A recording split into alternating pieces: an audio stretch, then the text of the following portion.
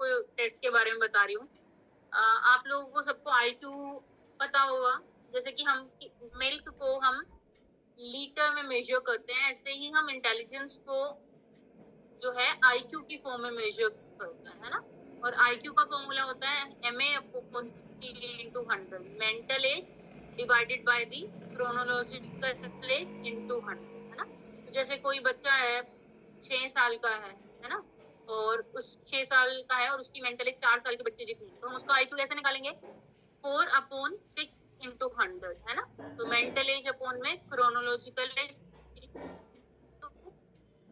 100 equals to IQ आता है। ठीक है, तो ये मेन मैंने टूल्स और टेस्ट लिखे हैं जो हम जनरली IQ असेस करने के लिए यूज करते हैं ना। जैसे मिसिक टेस्ट है, तो इसका फुल फॉर्म है Malin intelligence scale for Indian children. तो स्कूल गोइंग बच्चों पे हम इसी टेस्ट को लगाते हैं और इसी पे रिपोर्ट बनाते हैं। फिर एक BKT टेस्ट है। तो BKT टेस्ट का क्या फायदा है? विनय कामात टेस्ट ऑफ इंटेलिजेंस। तो ये टेस्ट हम लिटरेट और इलिटरेट दोनों पे लगा सकते हैं। ठीक है, मतलब अगर कोई पढ़ा लिखा है और नहीं है उस पे भी हम लगा सकते हैं। और इसकी जो एज रेंज है वो बहुत वास्ट है, मतलब हम 3 ईयर से लेके 60 ईयर तक के बंदे पे इस टेस्ट को लगा सकते हैं। ठीक है, तो वैसे ये दो ज्यादा ऐसे टेस्ट है जो डायग्नोस्टिक टेस्ट है जिनको हम हॉस्पिटल सेटअप में यूज करते हैं। ठीक है, अब SPM है जो आज हम करेंगे। ठीक है, जिसका नाम है स्टैंडर्ड प्रोग्रेसिव मैट्रिसेस या फिर SRPM, स्टैंडर्ड रेविन्स प्रोग्रेसिव मैट्रिसेस। ठीक है, CPM इसको भी रेविन्स नहीं दिया, इसका नाम है कलर्ड प्रोग्रेसिव मैट्रिसेस। ठीक है, ओके। एंड देन CFIT, विस्क, SFD, बहुत सारे टेस्ट हैं, segment form board, bachelor intelligence के। तो आज हम SPM करेंगे, that is standard progressive matrices test. अब आपको जब आपको ये प्रैक्टिकल लिखना है ना, तो इंट्रोडक्शन आपको कैसे लिखना है इसका, उसमें आप डालोगे व्हाट इज इंटेलिजेंस, इंटेलिजेंस क्या होती है। तो इसकी थ्योरी आपको नेट से भी मिल जाएगी। NCERT की 12th की बुक है, उसमें पूरा एक चैप्टर है, फर्स्ट चैप्टर क्लास 12 की NCERT की बुक में इंटेलिजेंस, वहां से आप ले सकते हो। ठीक है, और मॉर्गन एंड किंग एक बुक है, इंट्रोडक्शन टू साइकोलॉजी, जिसको ग्रेजुएट स्टूडेंट या पोस्ट ग्रेजुएट स्टूडेंट्स पढ़ते हैं, उससे भी आप लिख सकते हो। उसका थियोरेटिकल फ्रेमवर्क, फिर आप उसमें उसमें ये भी डालोगे थ्योरी में इंटेलिजेंस क्या है और इंटेलिजेंस के different types of intelligence scale कौन से, उनके बारे में लिख सकते हैं। अब हम जो डिस्क्रिप्शन है इस टेस्ट का SPM की बात करते हैं। फिर आप अपने टेस्ट पे आ जाओगे जिसको आपको लिखना है ना। तो आपको उसको लिखना है कि इसको किसने डेवलप किया। तो इसको JC रेविन्स ने डेवलप किया। ठीक है, who develop this test? JC Raven's. इसकी एज रेंज कितनी है? 6 ईयर टू 65 ईयर के बंदे पे हम इसको लगा सकते हैं। और टाइप ऑफ टेस्ट कितने, इसमें हम टाइप ऑफ टेस्ट भी डालेंगे कि नॉन वर्बल होते हैं, वर्बल होते हैं, परफॉर्मेंस टेस्ट होते हैं। वैसे ये एक तरह का नॉन वर्बल टेस्ट है। अब मैं आपको एक बार थोड़ा सा डिटेल बता देती हूँ तीनों में क्या डिफरेंस होता है, वर्बल, नॉन वर्बल और परफॉर्मेंस में, क्योंकि ये क्वेश्चन आपके में आ सकता है। ठीक है, इसमें हम SPM का डिस्क्रिप्शन लिखेंगे कि non verbal test of intelligence. Okay, एक सेकेंड मुझे दे दो, मैं आपको शेयर करती हूँ PPT। वर्बल, नॉन वर्बल और परफॉर्मेंस, आपको तीनों में डिफरेंस पता होना चाहिए। ठीक है,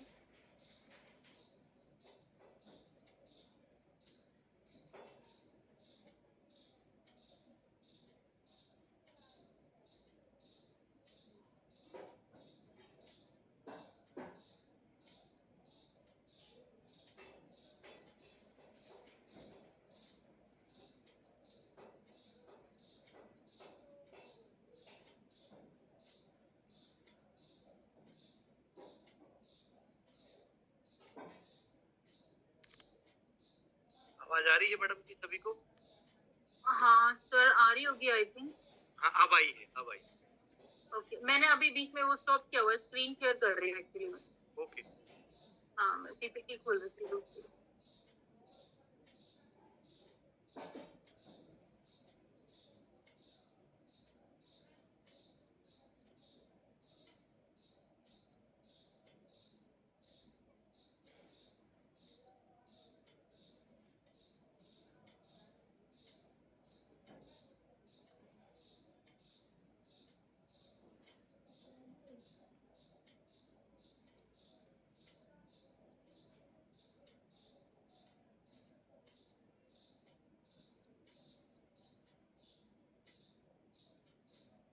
ये मैं बस आपको थोड़ा सा आईक्यू के बारे में डिटेल बताना चाह रही थी कि आईक्यू का जो कंसेप्ट है वो किसने दिया, विलियम स्टर्न ने दिया 1912 में। आपको जो लर्न करना है वो है ये रेंज, ठीक है। तो आपको आईक्यू की रेंज पता होनी चाहिए। तो आईक्यू का फॉर्मूला आई थिंक सब बच्चों को ज्यादातर पता होगा, MA/100 इक्वल्स टू आईक्यू। अब ये रेंज है, ये रेंज भी आपको लर्न करनी पड़ेगी थोड़ा सा कि 90 से 109 जो होती है वो एवरेज इंटेलिजेंस होती है, ठीक है। हमारी 68% पॉपुलेशन इसमें फॉल करती है। अब 80 टू 89 जो बच्चे होते हैं वो बिलो एवरेज इंटेलिजेंस वाले होते हैं, 70 से 79 बॉर्डर लाइन। तो ये जो दो कैटेगरी है ना, 70 से 79 और 80 से 89, ये बच्चे पढ़ने में थोड़े वीक होते हैं, ठीक है। तो ये लोग जाते नॉर्मल स्कूल में नहीं ऐसे बच्चे, बट इनको एकेडमिक में इश्यूज आते हैं, जैसे कि इनको लर्न बहुत देर से होता है, ठीक है, और लॉजिक यूज नहीं कर सकते, और डिफिकल्ट कंसेप्ट को बहुत टाइम लगाते हैं सीखने में, कभी कभी तो समझ ही नहीं आता इन्हें, ठीक है। और बिलो 70 इंटेलेक्चुअल डिसेबिलिटी होती है। अभी हम इस मेंटल टैलेंट टर्म को यूज नहीं करते, हम यूज करते हैं इंटेलेक्चुअल डिसेबिलिटी। देन 110 से ऊपर अब हम जाएंगे, 110 से 119 हाई एवरेज, ये बच्चे पढ़ने में काफी अच्छे होते हैं। 120 से 130 सुपीरियर, और 130 अबव वेरी सुपीरियर, और जीनियस कैटेगरी बोल सकते हो आप, वेरी सुपीरियर और जीनियस। तो ये आईक्यू का जो है कंसेप्ट आपको पता होना चाहिए कि फॉर्मूला आपको लर्न होना चाहिए आईक्यू का। और बिलो 70 हमारी इंटेलेक्चुअल डिसेबिलिटी स्टार्ट हो जाती है। जैसे हम बोलते हैं ना कि सब बच्चों का दिमाग एक जैसा होता है, सब बच्चों का दिमाग एक जैसा नहीं होता, ठीक है। तो कुछ बच्चे डिसेबिलिटी रेंज में आते हैं, जिनको हम बोलते हैं कि ये मंद बुद्धि बच्चे हैं, है ना। तो 50 से 69 माइल्ड इंटेलेक्चुअल डिसेबिलिटी होती है इनके अंदर, 35 से 49 मॉडरेट इंटेलेक्चुअल डिसेबिलिटी, 20 से 34 सीवियर, बिलो 20 प्रोफाउंड। तो जैसे जैसे आईक्यू कम होता जाएगा डिसेबिलिटी बढ़ती जाएगी। आप ये ऐसे बच्चों की फोटो देख सकते हो, है ना, इनको इंटेलेक्चुअल डिसेबिलिटी होती है, डिफरेंट लगते हैं बच्चे, इनको पढ़ाई में इश्यूज आते हैं। अब हम अपने जो इम्पोर्टेंट पॉइंट है, मैं जो टेस्ट की बात आपको कर रही थी, जो आपको समझना बहुत जरूरी है कि टेस्ट कितने टाइप के होते हैं आईक्यू के। एक तो इंडिविजुअल टेस्ट होते हैं, ग्रुप टेस्ट होते हैं। तो जो इंडिविजुअल टेस्ट होते हैं हम उनको एक बंदे पे, एक बार में हम एक ही बंदे पे कर सकते हैं, ऐसे नहीं कि हमने 10 लोगों को बिठा लिया और उस पर टेस्ट कर दिया, है ना। जैसे कि मिसिक है, ये मिसिक टेस्ट की फोटो है। सॉरी, बिस्क है वैसे तो ये इंडियन एडेप्टेशन, बट इस फॉरेन का टेस्ट है ये, इसका इंडियन एडेप्टेशन भी हमारे पास अवेलेबल है ना। तो हम इंडिया में बिस्क यूज नहीं करते, मिसिक करते हैं। तो ये बिस्क की फोटो है। तो ये वन पर्सन पे, मतलब किसी एक ही बच्चे पे होगा एक बार, ऐसा नहीं हम 10 बच्चों को बिठा के कर लेंगे, क्योंकि आप इसमें देख रहे हो अलग अलग आइटम है, एक एक करके बच्चे को देने पड़ते हैं और बच्चा परफॉर्म करता है, ठीक है। तो ये विस्क है। अब ये हमारा इंडिविजुअल टेस्ट है, और ये एसपीएम एक ग्रुप में, इसमें एक बुकलेट होती है, बल्कि जब ये टेस्ट हम परचेज करते हैं तो इसमें अराउंड 20 के अराउंड बुकलेट आती है। तो हम एक साथ सारे बच्चों को इंस्ट्रक्शंस भी दे सकते हैं, और एक साथ ही इन बुकलेट्स को डिस्ट्रीब्यूट करते हैं। और जैसे हम इंस्ट्रक्शन देंगे तो वो 20 के 20 बच्चे इंस्ट्रक्शन सुन के एक साथ कर लेते हैं, क्योंकि एक ही टेस्ट के अंदर बहुत सारी बुकलेट है। तो ये कैसा टेस्ट है?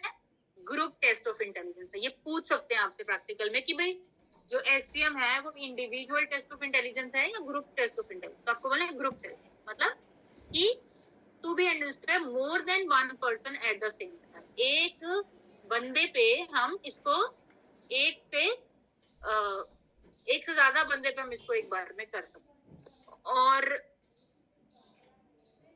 ये लेस टाइम कंज्यूमिंग कह सकते हो, मोर टाइम कंज्यूमिंग तो नहीं है, बट हाँ आप लेस टाइम कंज्यूमिंग है, बट हाँ फिर भी इसका जो टाइम है वो हाफ एन आवर एटलीस्ट बच्चे को चाहिए होता है। बट कोई टाइम कंस्ट्रेन नहीं है ये सब कि वे इतनी देरी लगानी है, कोई रिस्ट्रिक्शन नहीं है। बच्चा 45 मिनट भी ले सकता है, 50 मिनट भी ले सकता है, और लेस टाइम कंज्यूमिंग होते हैं। जबकि जो इंडिविजुअल टेस्ट होते हैं वो मोर टाइम कंज्यूमिंग होते हैं, एक से ज्यादा 1 घंटे 2 घंटे, बल्कि 2 से 2.5 घंटे में एक बच्चे पे असेसमेंट पूरी होती है इंडिविजुअल टेस्ट के साथ। बट हाँ, लेकिन इंडिविजुअल टेस्ट जो है आपको ऑथेंटिक रिजल्ट देते हैं ज्यादा, क्योंकि आप एक बच्चे पे फोकस करके एक बार में कर रहे हो। जबकि ग्रुप टेस्ट में हम फिर कहीं ना कहीं हमारा बीइंग अ साइकोलॉजिस्ट हम 20 बच्चों पे एक साथ ध्यान दे रहे हैं, तो डेफिनेटली कहीं ना कहीं से चूक हो सकती है हमसे, है ना। तो वो ये कह सकते हो कि बहुत एक्यूरेट रिजल्ट मिलता है हमें इंडिविजुअल टेस्ट से, जबकि ग्रुप से उतना एक्यूरेट नहीं मिलता। अब वर्बल और नॉन वर्बल, दूसरी टाइप इंटेलिजेंस टेस्ट की है, वर्बल और नॉन वर्बल। तो वर्बल टेस्ट क्या होते हैं? जिसमें कुछ वर्बल रिस्पॉन्सेज होते हैं, कुछ वर्बल इंस्ट्रक्शंस लिखी होती हैं, कुछ क्वेश्चन आंसर्स, कुछ क्वेश्चंस होते हैं लाइक 2 + 2 = दिस, जिसमें कुछ क्वेश्चंस होंगे, तो वो वर्बल टेस्ट होते हैं। वो सिर्फ लिटरेट पीपल पे यूज हो सकते हैं, कि हर किसी पे यूज नहीं कर सकते, क्योंकि वो पढ़ाई से रिलेटेड है, लैंग्वेज लिखी हुई एकेडमिक से रिलेटेड हो, तो कोई पढ़ पाएगा तभी इसको कर पाएगा, तो इलिटरेट पे यूज नहीं कर सकते। लेकिन जो नॉन वर्बल टेस्ट होते हैं उनमें पिक्चर्स होती है और इलिस्ट्रेशन होते हैं, और बच्चे को उन आइटम्स का आंसर देना होता है। नॉन वर्बल टेस्ट हम इलिटरेट और लिटरेट दोनों पे करते हैं। So in non-verbal test, the subject examines an incomplete pattern and chooses a figure from the alternate that will complete the pattern. जैसे कि जो आज हम टेस्ट करेंगे SPM, वो एक नॉन वर्बल टेस्ट है, ये वाला, ये एक नॉन वर्बल टेस्ट है, ठीक है, क्योंकि इसमें कुछ पिक्चर्स दी हुई हैं, कुछ इलस्ट्रेशंस है, आपको उसमें से करेक्ट ऑप्शन चूज करना है। अब आता है, एक टाइप था इंडिविजुअल और ग्रुप टेस्ट, एक था वर्बल एंड नॉन वर्बल, और इसी में आप परफॉर्मेंस भी बोल सकते हो, नॉन वर्बल एंड परफॉर्मेंस। मैं दोबारा से रिपीट कर रही हूँ, verbal, non verbal and performance. तो वर्बल में क्या होगा, वर्बल में कुछ क्वेश्चंस होंगे, आपको आंसर करना, नॉन वर्बल में पिक्चर्स होंगी, आपको रिप्लाई करना, परफॉर्मेंस में you have to perform something, ठीक है, जैसे कि ये टेस्ट है कोर्स ब्लॉक डिजाइन टेस्ट। तो इसमें क्या होता है, the subject requires to manipulate the object and the other material to perform a task. Written language is not necessary for answering the item. इसमें कोई रिटर्न नहीं है, इसमें कार्ड्स होते हैं, आपको ब्लॉक दे देंगे, उस कार्ड में जो डिजाइन बना उसको आपको ब्लॉक्स की हेल्प से बना, तो you perform something, you do something, perform something, ठीक है। अब इसी में ना एक क्वेश्चन वो पूछ सकते हैं प्रैक्टिकल में, कि जो SPM है वो कल्चर फेयर टेस्ट है या कल्चर बायस टेस्ट है। तो अब बहुत इंपॉर्टेंट क्वेश्चन है ये, जनरली प्रैक्टिकल में पूछा जाता है कि कल्चर फेयर और कल्चर बायस टेस्ट में क्या डिफरेंस। तो जो कल्चर फेयर टेस्ट होते हैं वो किसी भी कल्चर के इन्फ्लुएंस में नहीं होते, उन पे किसी भी कल्चर का कोई इन्फ्लुएंस नहीं होता, ठीक है। फॉर एग्जाम्पल, जैसे जो वर्बल टेस्ट ऑफ इंटेलिजेंस है वो सारे कल्चर बायस टेस्ट होते हैं। वाई? क्योंकि उनमें लैंग्वेज का इन्फ्लुएंस होता है। मान लो कोई टेस्ट इंग्लिश लैंग्वेज में बना हुआ है और कोई गांव से बिलोंग करता है, किसी विलेज से बिलोंग करता है, और उसको इंग्लिश नहीं आती, तो वो उस टेस्ट को रीड नहीं कर पाएगा, तो वो कल्चरली बायस्ड हो गया। या कोई टेस्ट किसी फॉरेन लैंग्वेज में बना हुआ है, मान लो फ्रेंच में बना हुआ है, और हम इंडियन है, हमें फ्रेंच नहीं आती, हमें इंग्लिश आती है, तो हम उस टेस्ट को समझ ही नहीं पाएंगे इंटेलिजेंस के, तो वो कल्चर बायस्ड हो गया, कि सिर्फ एक उसी पर्टिकुलर टेस्ट के उसी पर्टिकुलर कल्चर के लिए बनाया गया है वो टेस्ट, ठीक है, तो कल्चर बायस्ड हो गया। अब कल्चर फेयर क्या होता है, जिसमें कल्चर का कोई इन्फ्लुएंस नहीं होता। तो ज्यादातर वो टेस्ट जिनमें लैंग्वेज यूज नहीं होती वो कल्चर फेयर टेस्ट होते हैं, ठीक है। तो जैसे कि SPM है, इसमें सिर्फ पिक्चर्स है, पिक्चर्स को देख के बच्चे को आंसर देंगे, तो वो कल्चर फेयर या कल्चर फ्री टेस्ट बोल सकते हो आप। उसमें कोई कल्चर का इन्फ्लुएंस नहीं, कोई लैंग्वेज है ही नहीं उसके अंदर, किसी भी टेस्ट पे किसी भी कल्चर के लोगों पे हम अप्लाई कर सकते हैं। सर किसी को कोई डाउट है तो पूछ लो, मतलब मैं अभी रिप्लाई कर सकती हूँ, फिर उसके बाद हम आगे चलेंगे।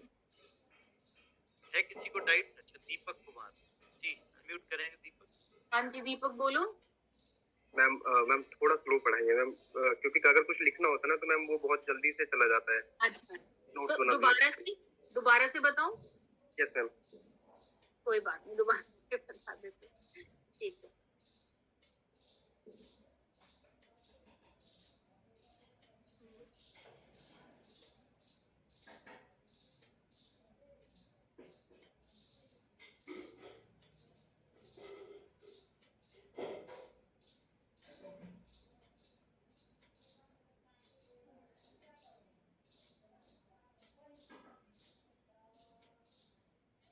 देखो हमारा वैसे तो टॉपिक तो था कल्चर फेयर और कल्चर बायस टेस्ट में डिफरेंस, है ना, जहाँ हम पढ़े थे वर्बल, नॉन वर्बल और परफॉर्मेंस में, ना। तो मैं एक बार आपको बता देती हूँ कि हमें उससे पहले ना IQ का कंसेप्ट पता होना चाहिए, ठीक है। IQ का जो मैंने आपको फॉर्मूला बताया था वो था MA/C/100, है ना, ये यहाँ पे दिया हुआ, ये भी दिखा दो। आई थिंक ये तो बेसिक है, आप सबको आता ही होगा। तो मेंटल एज अपॉन में chronological age into 100 equals to your IQ, ठीक है। तो मैं आप लोगों को बस IQ की रेंज बता रही थी, ठीक है। और आईक्यू का फॉर्मूला किसने दिया? विलियम स्टर्न ने आईक्यू का फॉर्मूला दिया 1912 में।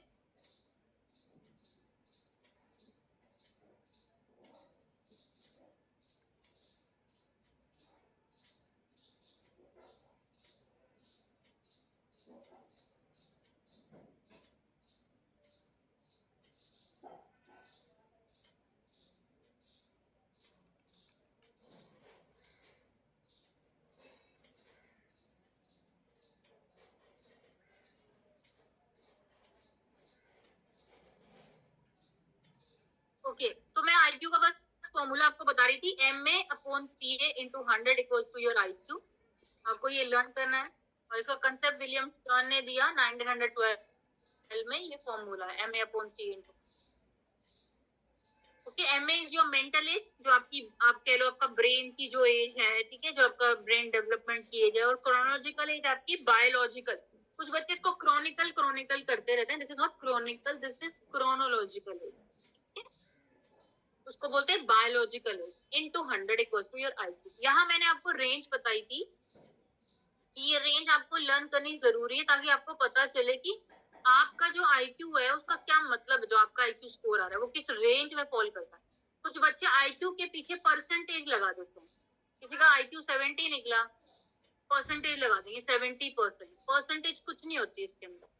कोई लगा देंगे 90, आईक्यू आएगा 90%, परसेंटेज कुछ नहीं होती इसके अंदर, सिर्फ सिंपल स्कोर होता है 80, 85, 90, 100, 120, जैसे ये लिखा हुआ है, आप फोटो क्लिक कर सकते हो। तो मैं आपको आईक्यू का स्कोर बता रही थी कि 90 से 109 एवरेज इंटेलिजेंस होती है, ठीक है। हमारी इंडिया की 68% पॉपुलेशन इसमें फॉल करती है। किसी का आईक्यू 94 है, 95 है, 100 है, ठीक है, 105 है, वो सब एवरेज के अंदर है। फिर हम नीचे आते हैं, आपको लर्न भी ऐसे ही करना है। 90 से 109 एवरेज है, इससे लर्न करना।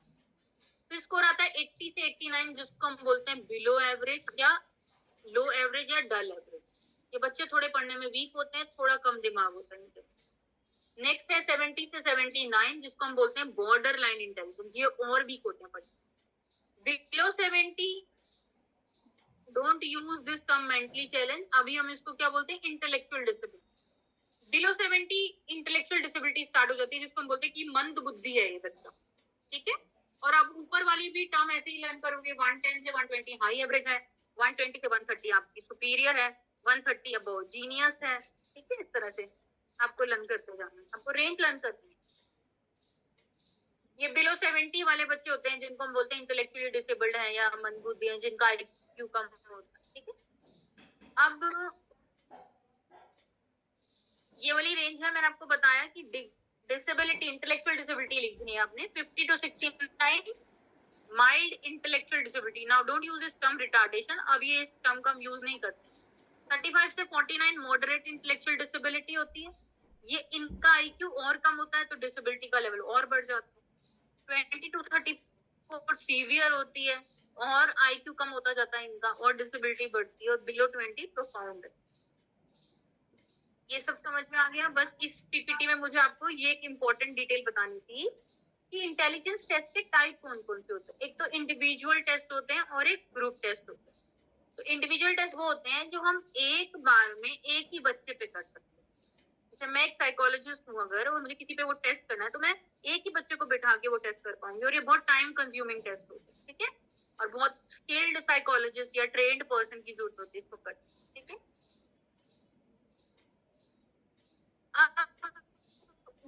ग्रुप टेस्ट को हम होते हैं जिनको हम एक, जैसे जो पहले वाला टेस्ट ये दिख रहा है, ये है बैचलर अडल्ट इंटेलिजेंस के लिए। ये एक बार में एक ही बंदे पे होता है, उसको 2 से 2.5 घंटे लगते हैं, तो ये इंडिविजुअल। ये एसपीएम जो आज हम करेंगे, ये ग्रुप टेस्ट ऑफ इंटेलिजेंस है। लोगों को भी बिठा के कर सकते हैं ये टेस्ट, क्योंकि उसमें 20 बुकलेट है। 10 लोगों को 10 बुकलेट दे सकते हैं, 15 लोगों को दे सकते हैं, मैक्सिमम 20 तक हम इसको एक बार में कर सकते हैं। तो ये मोर टाइम कंज्यूमिंग नहीं, लेस टाइम कंज्यूमिंग टेस्ट, ठीक है। ओके, अब हम दूसरी टाइप है। पहली कौन सी थी, individual and group test of intelligence. दूसरी है verbal, non verbal and performance. ये क्वेश्चन आपको वाइवा में भी पूछ सकते हैं। ये आप जब थ्योरी लिखोगे इस एसपीएम में, थ्योरी पार्ट जब लिखोगे ना प्रैक्टिकल में, तो उसमें भी इसको डाल सकते हैं। ये एनसीईआरटी की क्लास 12 की बुक पे मिल जाएगा, इंटरनेट पे मिल जाएगा। आप गूगल को सर्च करेंगे आप, मॉर्गन एंड किंग एक बुक है, by Morgan and King, introduction to psychology, वहां मिलता है। अब नेक्स्ट है इसी के अंदर verbal, non verbal and performance test. ये बेस्ड ऑन एडमिनिस्ट्रेशन, इसका डिवीजन कि एक टेस्ट को हम किस तरह से एडमिनिस्टर कर रहे हैं। तो एक तो वर्बल टेस्ट होते हैं। वर्बल टेस्ट का क्या है, इसमें आपको वर्बल रिस्पॉन्सेज देने होते हैं, ठीक है। या तो वर्बली दोगे बोल के, या फिर रिटर्न फॉर्म में लिख के दोगे, ठीक है। और इसको हम लेकिन सिर्फ लिटरेट बंदे पे, पढ़े लिखे बंदे पे कर सकते हैं, इलिटरेट पे नहीं कर सकते, क्योंकि इसमें अकेडमिक से रिलेटेड क्वेश्चन है। अगर कोई स्कूल ही नहीं गया तो कैसे करेगा उसके। और ये कल्चर बायस्ड होते हैं, क्योंकि किसी एक कल्चर में बना हुआ ये टेस्ट दूसरे कल्चर में यूज नहीं हो सकता। जैसे कि मान लो अगर ये टेस्ट फ्रेंच लैंग्वेज में बना हुआ है, तो हम इंडियन कैसे उसको यूज करेंगे, क्योंकि हमें अगर फ्रेंच नहीं आती तो हम नहीं कर सकते। दूसरी टाइप है नॉन वर्बल। इनमें पिक्चर्स होती है, कुछ फिगर्स होती है, कुछ इलस्ट्रेशंस होती हैं, और आपको राइट ऑप्शन को चूज करना, ठीक है। जैसे कि एसपीएम एक non verbal test of intelligence, ठीक है। और नॉन वर्बल में कोई भी इनकम्प्लीट पिक्चर होगी, आपको उसको मतलब उसका सही ऑप्शन चूज करना है ताकि वो कंप्लीट हो जाए पिक्चर। तो एसपीएम उसका एग्जांपल। अब परफॉर्मेंस टेस्ट, ये वो टेस्ट है जिसमें हमें कुछ परफॉर्म करना होता है, कुछ ड्रॉ करना होता है, कुछ मैनिपुलेट करना होता है, ठीक है। इधर उधर पजल्स हैं जैसे। तो ये पोज ब्लॉक डिजाइन टेस्ट एक ऐसा टेस्ट है जिसमें हमें परफॉर्म करना होता है। तो इसमें हमें कार्ड्स देते हैं, वो उस कार्ड्स में, और हमें ब्लॉक्स दे देते हैं। उस कार्ड में एक पैटर्न बना होता है, और उस पैटर्न को हमें उन ब्लॉक की हेल्प से बनाना होता है, ठीक है। अब अब कल्चर फेयर और कल्चर बायस का मतलब क्या है। तो मैंने बताया कल्चर फेयर टेस्ट वो होते हैं जो फ्री फ्रॉम कल्चर बायसनेस होते हैं, जिनमें कोई कल्चर का इन्फ्लुएंस नहीं होता। तो जो टेस्ट जैसे कि कल्चर का कोई इन्फ्लुएंस नहीं होता, जैसे कि जितने भी नॉन वर्बल टेस्ट हैं या परफॉर्मेंस टेस्ट हैं, इनमें कोई कल्चर का इन्फ्लुएंस नहीं होता, क्योंकि इनमें लैंग्वेज है ही नहीं। वो लैंग्वेज से फ्री है, या तो पैटर्न दिए हुए हैं या कुछ ब्लॉक्स बनाने हैं आपको, उसमें कोई लैंग्वेज का रोल ही नहीं है। तो वो कल्चर फेयर या कल्चर फ्री होता है। और कल्चर बायस कौन से टेस्ट होते हैं, जिनमें कल्चर का इन्फ्लुएंस है, मतलब वो एक पर्टिकुलर कल्चर की लैंग्वेज उसमें यूज हुई है और वो दूसरे कल्चर के लोगों को समझ नहीं आता। जैसे वर्बल टेस्ट ऑफ इंटेलिजेंस जितने भी हैं वो कल्चर बायस्ड टेस्ट होते हैं। सर पूछ लो बच्चों को कोई डाउट्स हैं तो फिर मैं आगे चलूंगा।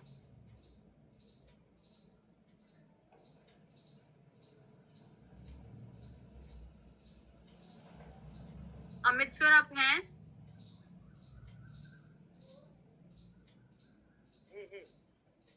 जी मैडम हूँ। सर पूछ लो, इनको डाउट्स हैं, पहले वाला थोड़ा जल्दी हो गया इनके एनीबॉडी यहाँ तक किसी को कोई क्वेश्चन हो तो प्लीज हैंड रेज कर दे, लास्ट में मैडम कर लेना क्वेश्चन आंसर, वो ज्यादा बेहतर रहेगा। हाँ ठीक है ठीक है ठीक है जी, ठीक है, टू बी कंटिन्यू। ठीक। ओके, अब हम यहाँ से आगे चलते हैं। आपको इस टेस्ट को सिर्फ समझना ही नहीं है, आपको प्रैक्टिकल भी लिखना है, तो आपको ये सारी चीजें पता होनी चाहिए, ठीक है।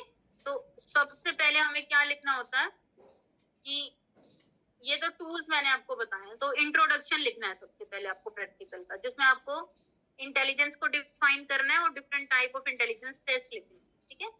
तो वही मैंने अभी आपको जो बताए थे ना, types of intelligence test, verbal, non verbal, performance test, individual और ग्रुप टेस्ट, पूरी थ्योरी डाल देना।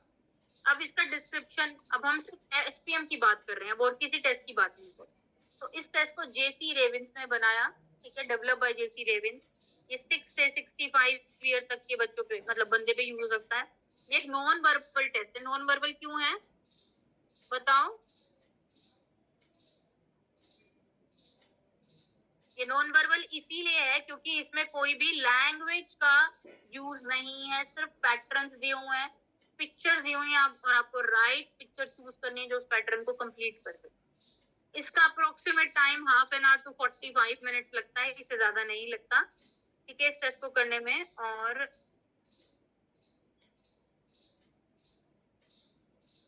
No Pulkit, because of performance नहीं बेटा, because of choosing the pattern. इसमें हमें पैटर्न को चूज करना, अभी मैंने आपको टेस्ट दिखाया नहीं, इसमें परफॉर्म करने का कुछ नहीं है, सिर्फ आपको करेक्ट पैटर्न चूज करना, ठीक है। तो इसलिए ये नॉन वर्बल। और इसमें टाइम लिमिट 45 मिनट तक मैक्सिमम हो सकती है, जितना भी ले, कोई रिस्ट्रिक्शन नहीं है इस टेस्ट में टाइम लिमिट। और ये इंडिविजुअली भी यूज कर सकते हो बट ग्रुप में भी कर सकते हो, इसका एक फायदा ये है। इसमें मैक्सिमम स्कोर जो है ना, जो नॉर्म्स हैं, जो नॉर्म्स एज के बेस पे वो 60 ईयर तक है, तो आप 60 से 65 ईयर तक भी जा सकते हो, कोई दिक्कत नहीं है। इसमें 5 सेट हैं टेस्ट के अंदर, A B C D E, और हर सेट के अंदर 12 क्वेश्चन है। सेट A में 12 है, सेट B में 12 क्वेश्चन है, सेट C में 12 है, ऐसे कर करके टोटल 60 क्वेश्चंस या 60 प्रॉब्लम्स या 60 आइटम भी बोल सकते हो, या 60 स्टेटमेंट्स बोल सकते हो, ठीक है। और options are varies based on difficulty level. तो ये ना, ये इसमें जो आइटम है ना, उन आइटम्स का जो डिफिकल्टी लेवल है वो बढ़ता जाता है धीरे धीरे धीरे धीरे। तो ये इंक्रीजिंग डिफिकल्टी लेवल पे डिपेंड है, और इसीलिए हम इसको दो तरह के, इसमें भी दो टाइम लिमिट के हिसाब से भी दो तरह के टेस्ट होते हैं, एक तो स्पीड टेस्ट होता है और एक पावर टेस्ट होता है। जो स्पीड टेस्ट होता है उसमें हमें टाइम लिमिट होती है, लेकिन ये इस टेस्ट में कोई टाइम लिमिट नहीं है, तो ये स्पीड नहीं है। ये एक पावर टेस्ट है। पावर टेस्ट कौन से होते हैं? जिसमें आइटम का डिफिकल्टी लेवल बढ़ता जाता है। ये भी एक इंपॉर्टेंट क्वेश्चन है जो आपसे पूछ सकते हैं कि एसपीएम स्पीड टेस्ट है या पावर टेस्ट है। तो स्पीड टेस्ट मतलब जिसमें टाइम लिमिट है कि 20 मिनट में खत्म करना है, उससे ज्यादा टाइम नहीं मिलेगा। लेकिन पावर टेस्ट क्या होता है कि टाइम कितना भी ले सकते हो आप, लेकिन आइटम्स का जो डिफिकल्टी लेवल है वो धीरे धीरे बढ़ता जाता है।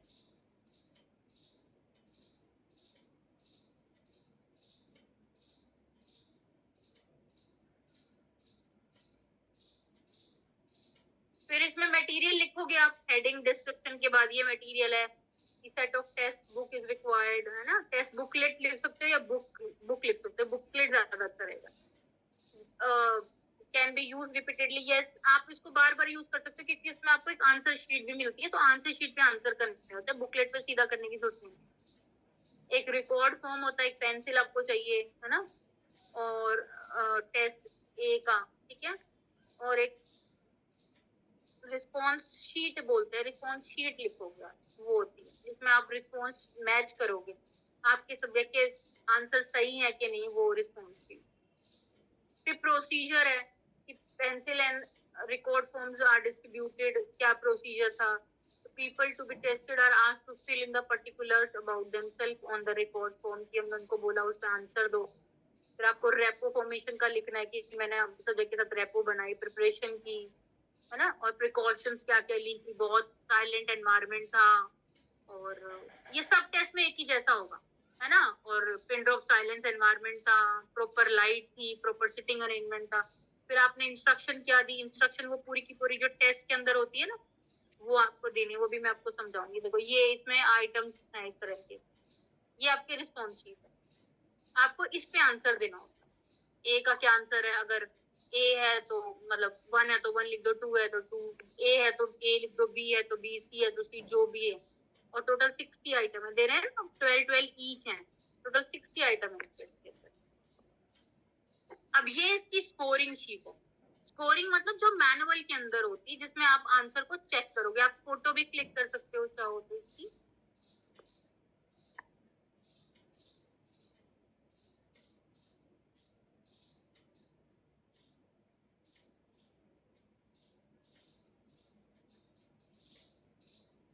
आप फोटो क्लिक कर लो, किसी को करनी है तो। सबके आंसर दिए हुए, आप आंसर मैच कर दीजिए। फिर आपको नॉर्म्स है, काउंट टोटल स्कोर। पहले तो सबसे पहले आपको टोटल स्कोर काउंट करना है, ठीक है, कि किस किस का, जब आप आंसर की के साथ मैच करोगे इसको, जैसे ये वाली शीट है, इसके जो आंसर्स हैं जो मैनुअल में है, और आपके जो आंसर है जो इस पे आपके आए, तो आप उसको मैच करोगे, और आपको एक ये दिख रहा होगा ना, यहाँ पे मेरा कर्सर दिख रहा होगा आपको, यहाँ पे आपको स्कोर लिखना। अगर आपका और आंसर की का आंसर सेम है तो आप यहाँ पे 1 स्कोर कर देना, अगर गलत है तो 0, और यहाँ टोटल कर देना नीचे, हर एक ए का टोटल, बी के टोटल स्कोर, सी के टोटल स्कोर, डी के और ई के, और फिर यहाँ पे लिख लेना, टाइम लिख देना और टोटल स्कोर लिख देना, ठीक है। तो अब आपके पास जो भी टोटल स्कोर आ गया, मान लो 60 आइटम, आपके 50 सही है, तो 50, तो पहला स्टेप क्या है, आपको टोटल स्कोर काउंट करना, फिर आपको उसका एज ग्रुप देखना है, ठीक है, शेयर कर देंगे आपको। आप पहले इसको समझ लो आराम से, फिर आपको उसका एज ग्रुप अभी मैं समझाऊंगी। आप सिर्फ ये समझो कि स्टेप्स लिखने हैं, आप फिर उसका एज ग्रुप लिखोगे टोटल स्कोर के हिसाब से, फिर आप उसको कंपेयर करोगे आपकी टेबल के साथ, फिर आप उसका परसेंटाइल निकालोगे, फिर आप उसका ग्रेड निकालोगे, फिर उसका लेवल निकालोगे इंटेलिजेंस का। अब मैं आपको बिल्कुल शुरू से लेके चलती हूँ, ठीक है। ये तो मैंने एक्सप्लेनेशन दे दी आपको। आप लोगों के पास इसकी देखो, मैं एक बार ना आपको इसका ये पूरा टेस्ट एक बार दिखा देती हूँ।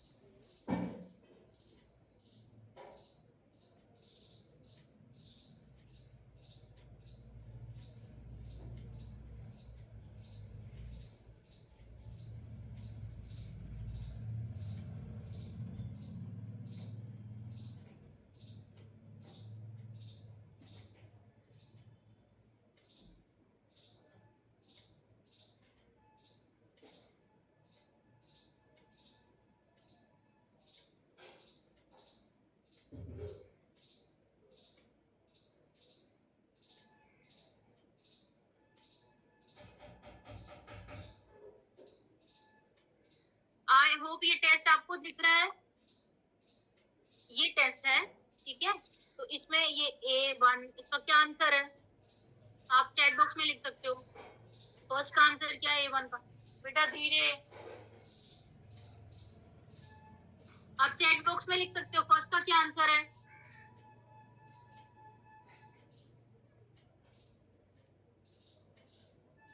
हाँ 4। तो ऐसे ही अब A1 आ गया, आप आगे चलोगे, ये रहा, ये A2 आ गया, तो आंसर 5 है। ये सारे ऑप्शन ऐसे दिए, ठीक है।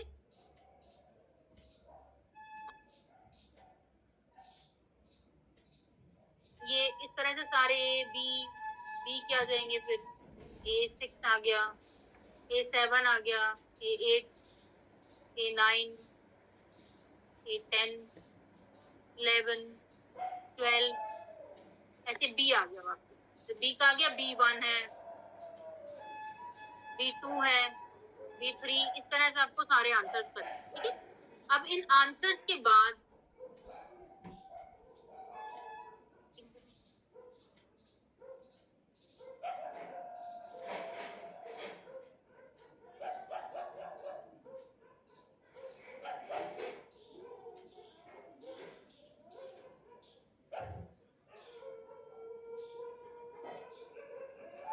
अब आपको इस की से अपने आंसर को मैच कर ले। हर करेक्ट आंसर का आपका 1 स्कोर है। सपोज आपके 40 क्वेश्चन सही हैं, तो आपका 40 टोटल स्कोर होगा।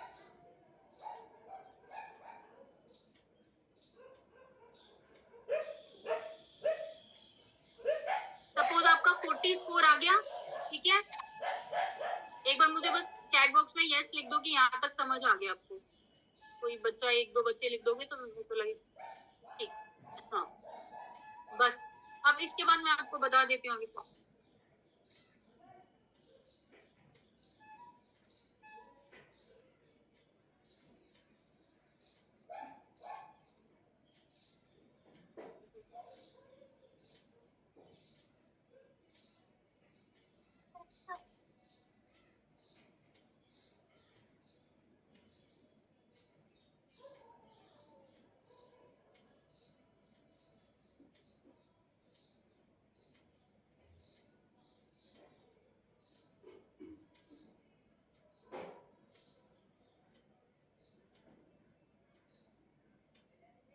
अब आपके पास जो रो स्कोर आया है, आपने इसको कन्वर्ट करना है, ठीक है।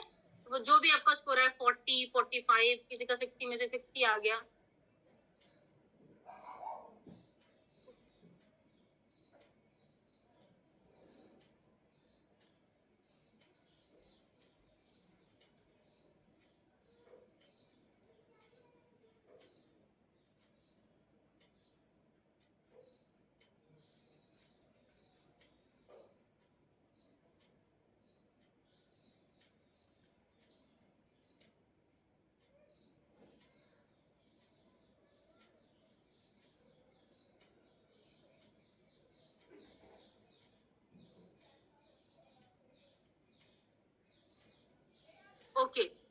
अभी हम इसको कन्वर्ट करेंगे, हमें हमारे पास जो टोटल स्कोर मिल गया, अब हमने उसको कन्वर्ट करना है, जो हमारा मेन काम।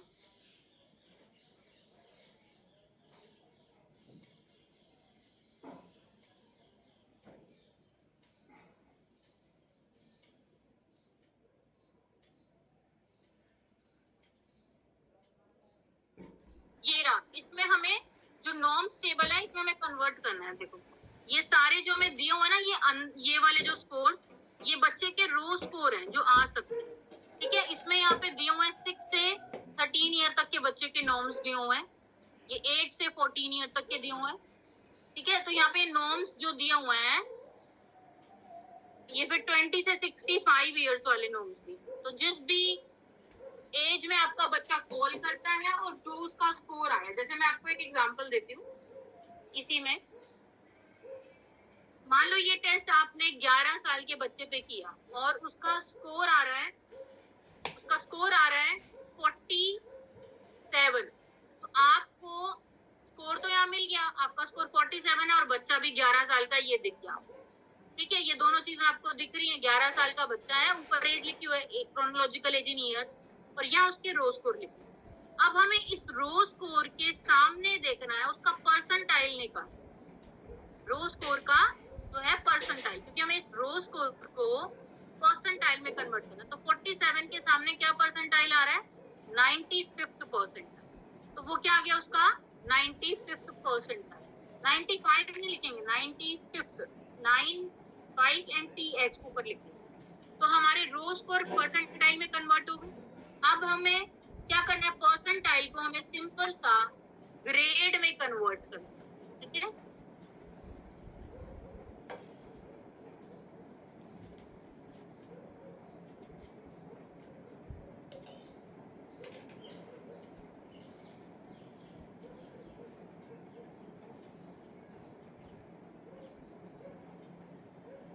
देखो मैं आराम से स्क्रॉल कर रही हूँ, स्क्रॉल करने में दिक्कत है।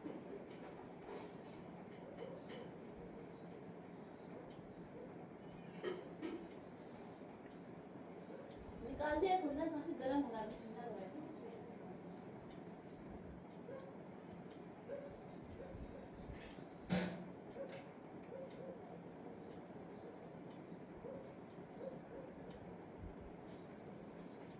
अब देखिए ये जो आपका जो परसेंटाइल आया था ना, उसको आप ये वाली टेबल में देखोगे, ठीक है। तो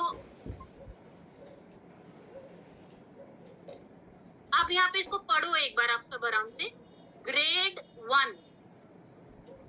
1 और intellectually superior if his score lies at और अबव द 95th परसेंट। तो हमारा स्कोर किस पे आ रहा था, 95th पे ही आ रहा था, 47 के सामने 95th था, तो हमारा 95th परसेंटाइल आ रहा था। तो 95th आ गया, तो इसका मतलब हमारा बच्चा इंटेलेक्चुअली सुपीरियर है और उसका ग्रेड 1 आ रहा है, दैट्स इट, यही करना है। अब नीचे लिखा हुआ है डेफिनेट ग्रेड 2 कब आएगा, definitely above the average intellectual capacity if score lie at और अबव द 75th। तो या तो स्कोर 75th पे फॉल कर रहे हैं, if the score lies at और अबव, या तो अबव 75th है या फिर एट द 75th है, ठीक है। और ग्रेड 2 प्लस कब आएगा, अगर स्कोर 90th परसेंटाइल या उससे ऊपर जा रहा है। और ग्रेड 3 कब आएगा, यानी कि इंटेलिजेंस जो है एवरेज कब आएगी, जब 25th और 75th के बीच में परसेंटाइल आए। अब हम एक बार दोबारा से वापस जाते हैं, क्योंकि हमें यही 2-3 चीजों पे ही फोकस करना है। रो स्कोर तो सब निकाल लेंगे,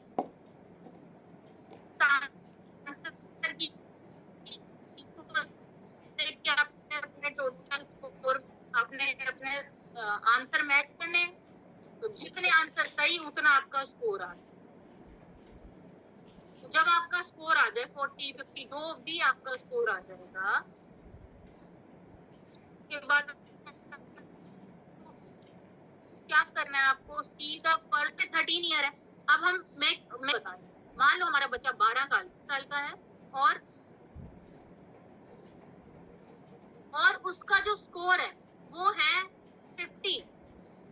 हमारा सब्जेक्ट की एज 12 साल है और उसका स्कोर है 50। तो आप 12 साल के नीचे ना देखो, 19, 23, 30, 37, तो मेरे सब्जेक्ट का स्कोर सपोज 50 है, तो 50 तो इसके अंदर है ही नहीं, तो 49 वाला ले लूंगी मैं, या तो 52 वाला नियर बाय वाला लूंगी, तो नियर बाय वाला मेरा 49 आता है। तो मेरे सब्जेक्ट का स्कोर अगर 50 है और 50 इसमें है नहीं 12 साल वाले में, तो मैं नियर बाय वाला ले लूंगी 49, और 49 के सामने क्या परसेंटाइल दिया हुआ है, 90th परसेंटाइल, तो यहाँ 90th परसेंटाइल आ गया मेरा।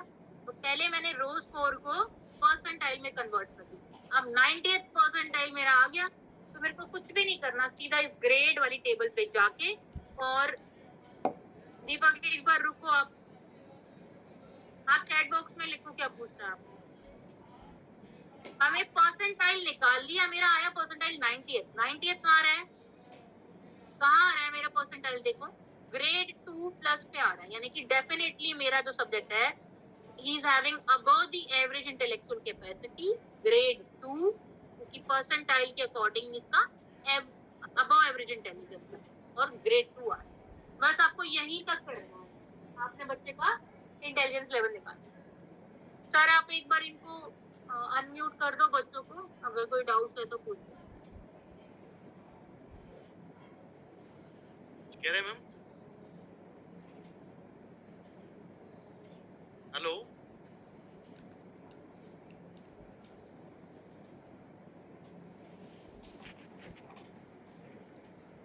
करोगे जो आपकी ये आंसर की है, आप अपने रो स्कोर को उनसे मैच करोगे, और हर करेक्ट आइटम का 1 स्कोर आपको करना है। ये रही आपकी आंसर की, ये रही, इससे आप मैच करोगे, और आपको एक फॉर्मेट दिखाया था ना मैंने, उस पर आपको आंसर करना है। तो जो आंसर आपका भी 4 है और इसका भी 4 है, तो 1 मार्क कर दोगे, हर करेक्ट आइटम का 1 स्कोर करना है बस।